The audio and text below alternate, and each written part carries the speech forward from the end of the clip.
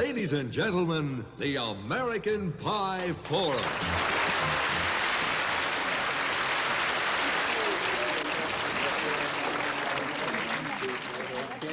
Hey, Jimmy, what's happening, baby? How's it going, babe? Everything's fine. Yeah, looking good, looking good. What's with the work clothes, though? I thought you owned that construction company. What are you doing in here? I had a contract deadline to meet this evening, Jimmy. You know I'm mad as I can be.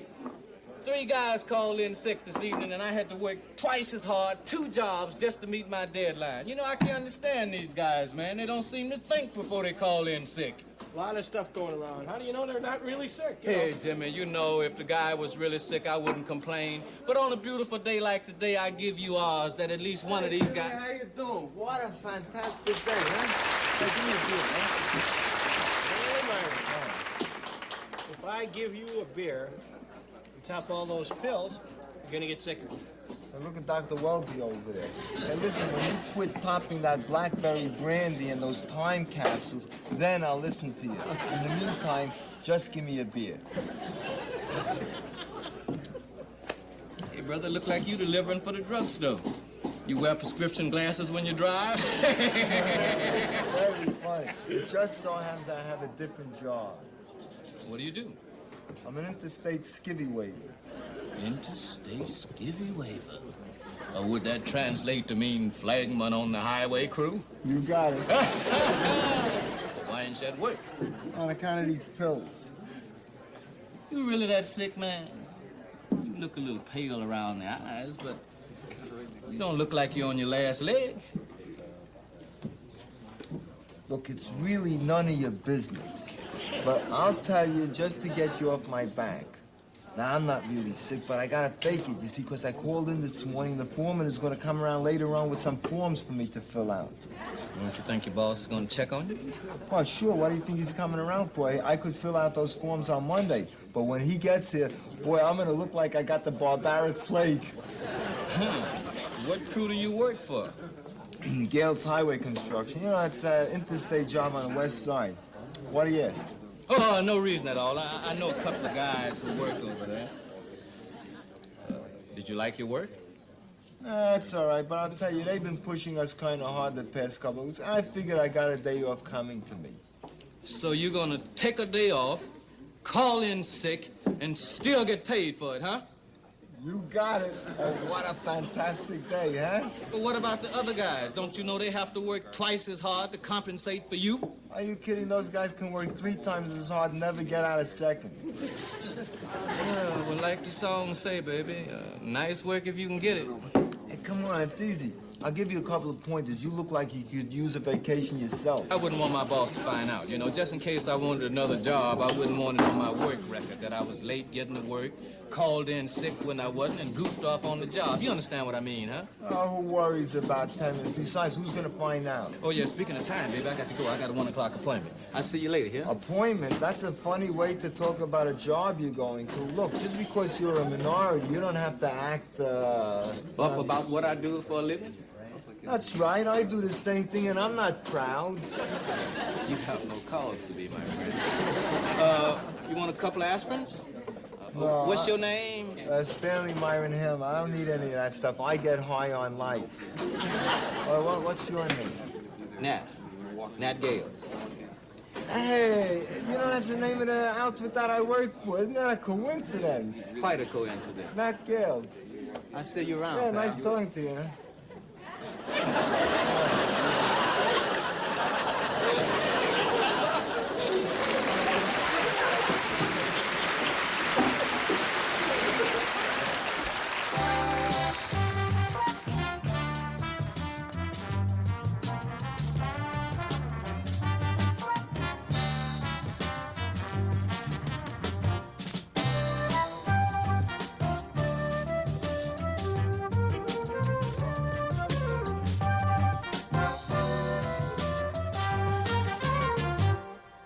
Well, my occupation is a retail salesman in the menswear business, and I basically chose it on 2 things. I like people, and I like clothes. Well, I'm a grocery store clerk. I really don't know how to tell you really why I chose it. I think it was mostly a challenge to find out whether or not I could do this type of work. My occupation is in retailing. I went into retailing as a profession because I wanted a challenge. I enjoyed working with people, and I wanted a profession that would definitely have advancement possibilities. I'm a salesman for Thorstead Chevrolet in the new car department. I've been here 16 years. I chose it because I feel that the selling profession is probably the most lucrative as far as making money. My occupation is insurance sales. I chose it because I thought it was a challenge, good opportunity for making money, public relations, and you're helping people out and their needs, their everyday needs. So I think a sales job gives you much security. I work part-time, which is fine as far as I'm concerned, and it gives me a chance to be out with people and yet home when I want to be home. Well, real estate sales are what I would say a fantastic career for anyone. Number one, it requires no formal college education. Matter of fact, it doesn't even require a high school education. Oh, I don't think you need very much education. I have a high school education plus about 2.5 years of college. Well, there really isn't any formal education that is required. You can just gain experience coming here. High school education only. I'd sure like to have a college education, but I feel that I probably make more than a lot of college graduates do in what I'm doing right now. I think that the most important thing you have to have is common sense. You know, Jack Kennedy once said there's a time to fish and a time to cut bait. You have to be able to recognize when to fish and when to cut bait. Read more about sales opportunities in this week's issue of the American Pie Forum newspaper. You can pick up a free copy at your local vocational technical school or your local employment security office. Ladies and gentlemen, Mr. Judd Strunk.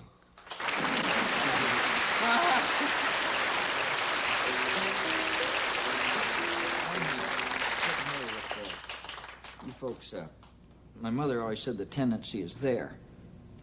Because I'm from a drinking family, I don't make any bones about it. You know, if there's a nip in the air, my grandfather'd grab it.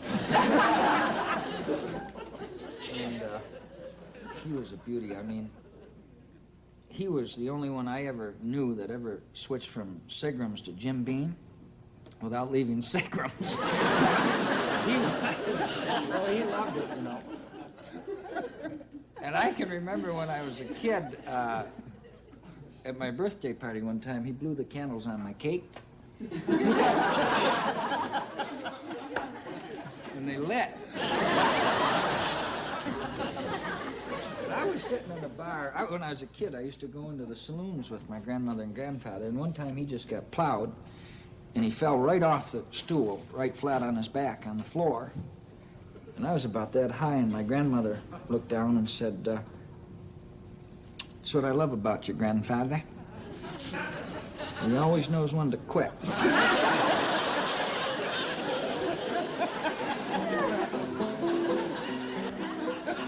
She was a great lady. She died when she was 97, childbirth. And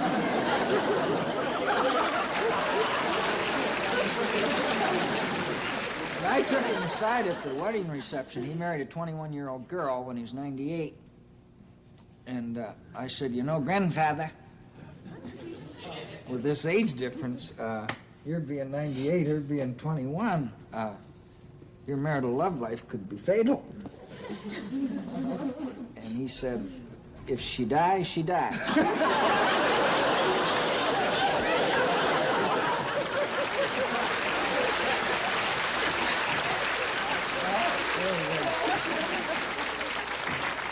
I was thinking the other day, 1954, I guess it was 46,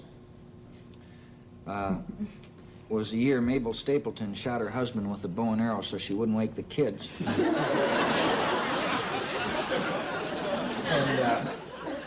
And I caught my Aunt Florence having a thing with another man. And I didn't mean to catch her. And maybe she wasn't. I don't know. But I know my Uncle Fred had left for the store. And this guy knocked on the door, and I was up talking to her. You know, like kids like to get in their aunt's bedroom, go through the jewelry, hang the pearls on your head. And she put me in the closet. And I was standing in the closet, and this guy came up, and they were talking out in the room, and finally, she said, I think Fred's coming. My Uncle Fred was coming back from the store. So she put the guy in the closet with me. And we stood there a minute, and I said, dark, ain't it? And he said, yeah, it's dark, it's dark. And I said, I think I'm gonna scream. And he said, please, kid, don't scream. I said, you got $5?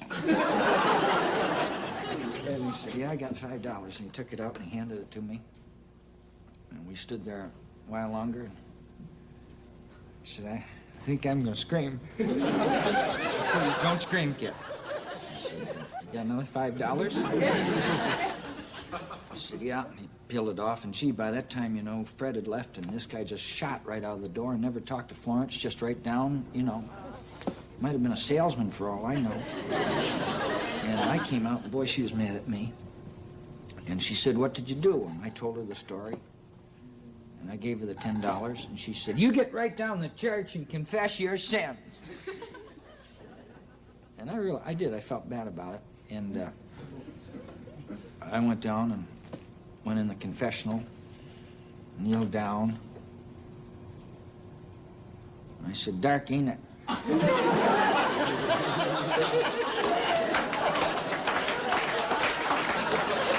the priest said, don't start that again.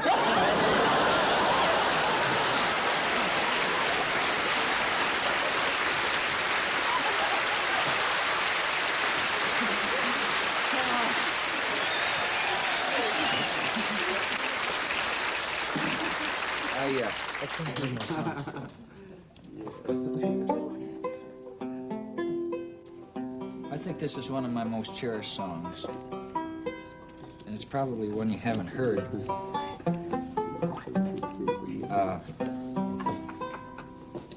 I grew up with a kid. I was not in the generation that went to Vietnam, you know? But I went to VMI, and my best friend went to West Point. And he was going to be the youngest colonel in the U.S. Army. I think he was going to be a colonel when he was 33. And he was killed over there. And what made it tough was that he was killed by an American. You know?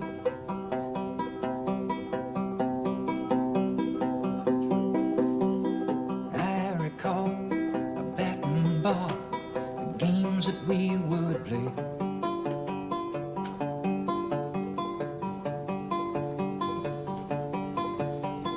Climbing trees and shooting peas at the Saturday matinee.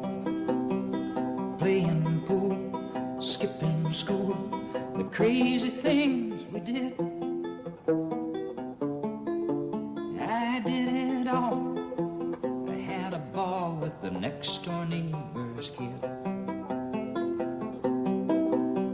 Then later on, the junior prom, we got drunk as hell and drove that old Ford off the road.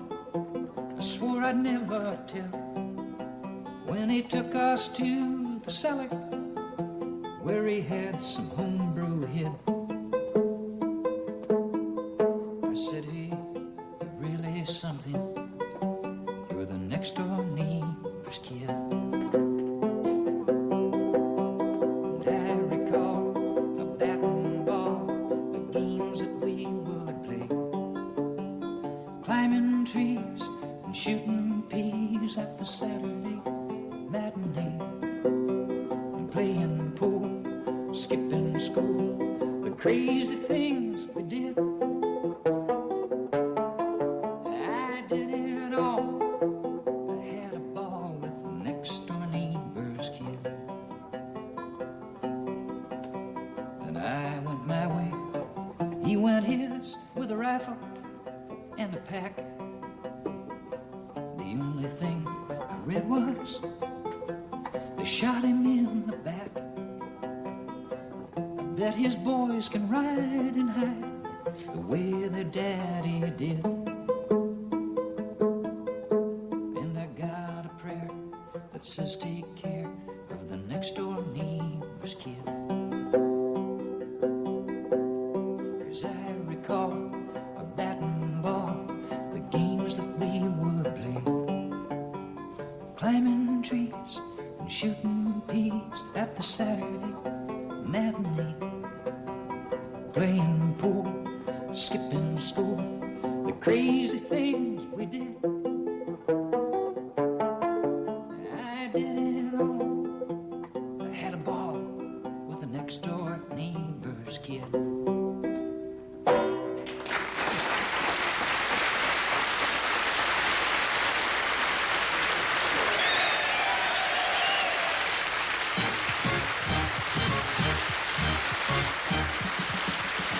The American Pie Forum will continue in a moment. First, this important message.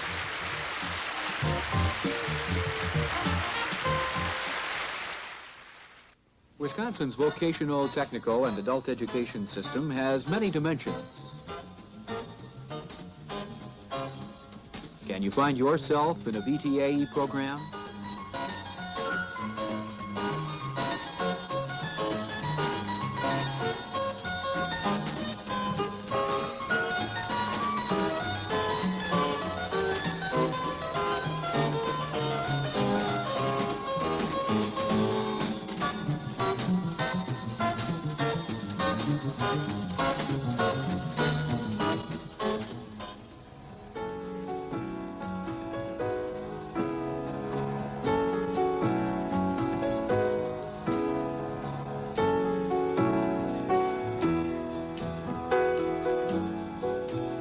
Find out how you fit into Wisconsin's vocational, technical, and adult education system by calling the VTAE campus near you. Ladies and gentlemen, please welcome Gerald.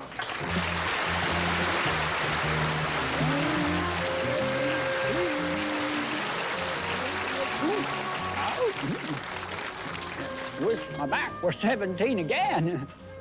Been over with a couple of my lady friends cleaning bricks for a couple cents apiece. Ladies making the same money as me, and they ought to. Nearly threw my back out trying to keep up with them. Equal pay, equal work if it comes to that, man or woman, but I didn't always feel that way.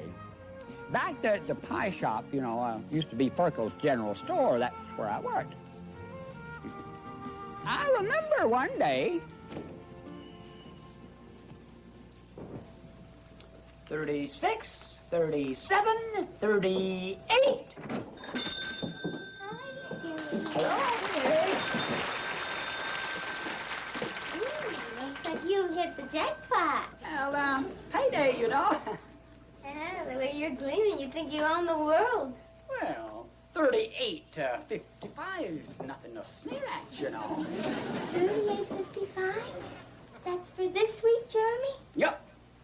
Ooh, you gonna have enough left over to take me to the Turtle Lake Taffy Pool come Saturday night? Bet a whole lot left over because, you see, I got a raise since I got put up from that stock boy job. Oh, how much of a raise did you get? $8.55, and all the pickles I need at lunch. Oh, never mind the pickles. Now, if my reckoning is right, I figure you was making $30 a week when you was a stock boy? That's right. Well, how come I'm making only $25 a week? I'm working your old stock boy job. But it's not the same job, really. You're the stock girl. Not me. I do everything you did, and then some. What do you mean, everything? Why, you little cold water creek? Now listen here, you quit faking boop. I dust and clean. I stock the shelves. I dress the windows. But you can't totally live like yes, me. I can. All this bibble babble. Sounds like you two got Kranzanger's disease. Oh, Stanley, I'm sorry about the ruckus, but this feather-legged ribbon clerk over here thinks he should get paid more for doing the same job I do just because I'm a woman. And just like I'm trying to tell her that a girl can't do the same work that a man can do. And a man stronger and So just what? tougher. So and he what? ought to get paid more. That sounds like a lot of panwangle to me. Listen, I didn't come down here to get in the middle of no debate. Look, they're having a mumbly peg tournament come this Sunday at Piffin Cape Creek, and I was wondering if you was healed up enough if you'd like to play. Jeremy, healed up? What happened? Well, Are you kidding? Didn't you hear? About 6 months ago, Jeremy, he got a hernia trying to pick up a flower bin. Boy, he got ruptured so bad, he doubled up like a sprung jackpot, just like that. They heard him walking clear down to the fire station. That truck came coming with both bells ringing. Got all healed up now, so there. Now listen, maybe you should forget about the mumbly peg. Why don't you try out for the tatting team at the church bazaar? Listen, I gotta run along. Take it easy, Samson. But I can still... Well, what is it that you can do that I can't? Well, all that stuff back there, I can move this. Oh, boy. Here. Jeremy, are you bothering Effie May again?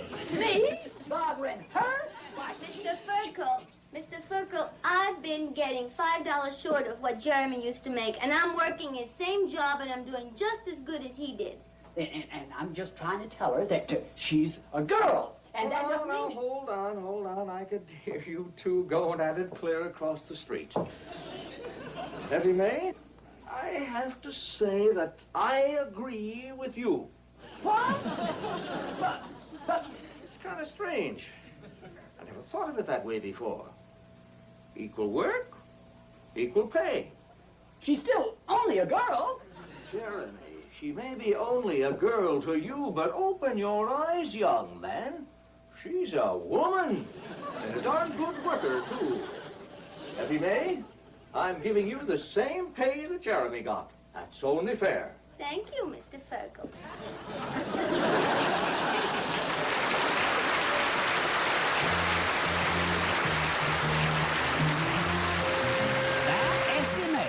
Always pushing and shoving, insinuating herself into everybody else's business. But I kind of got used to it, especially when I started pushing and shoving back at her.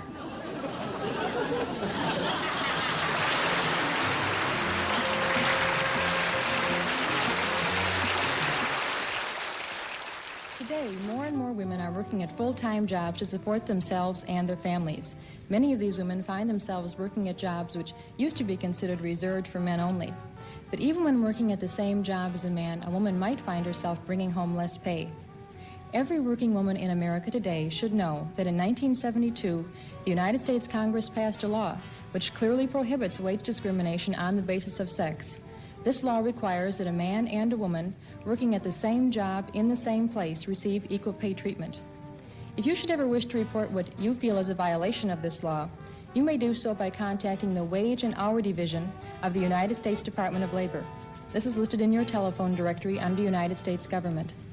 If a woman is a breadwinner, there's no reason she should bring home only half a loaf. How are you, Jimmy? Let's see the menu, huh? Hey, buddy. What? What's with the Sherpa outfit? What'd you do, just get back from the Himalayas? No, nothing like that. Let me have a pastrami on rye, a double of horseradish, and easy on the mayo. What's with the hammers and the chisels? You a plastic surgeon or something? That's a little joke. Are you really a mountain climber? No, I just dress this way.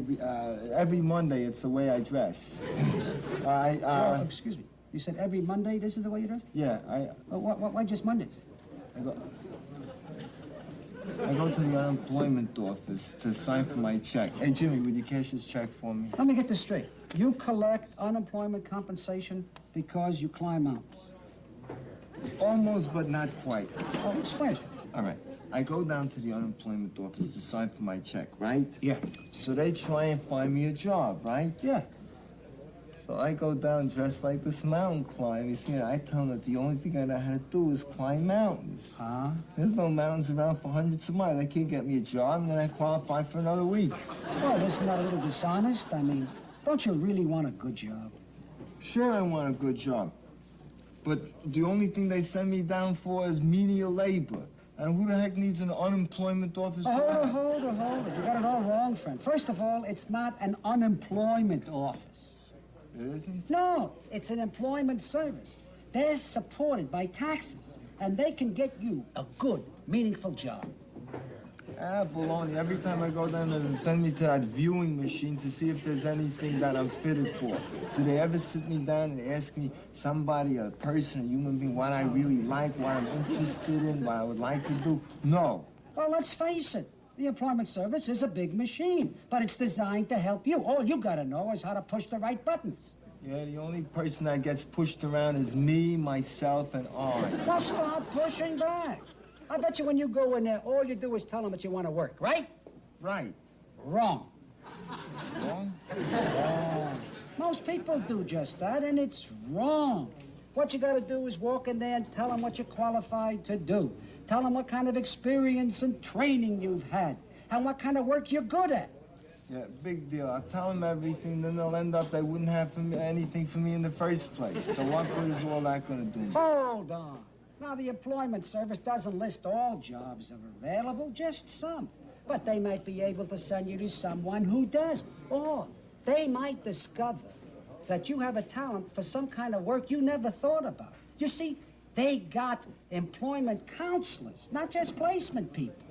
I didn't know that. You know, maybe I'll go down there. I'll bet you they get me a good job. If you give them the right information. You see, they really care. Oh, by the way, don't get rid of the outfit. Great for Halloween. Hey, you know, that guy really knows all about the employment service. He ought to, Stanley. He works for the employment service. No kidding. What does he do? He investigates fraudulent claims.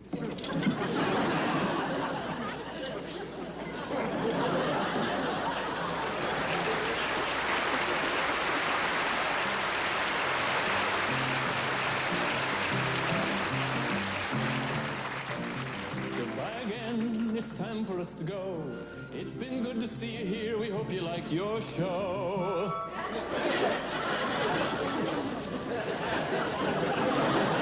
And the lights are going down. It's been good to see you down here in our part of town. We hope to see you back again sometime to laugh, to sing, to do your thing. Please come back to us again.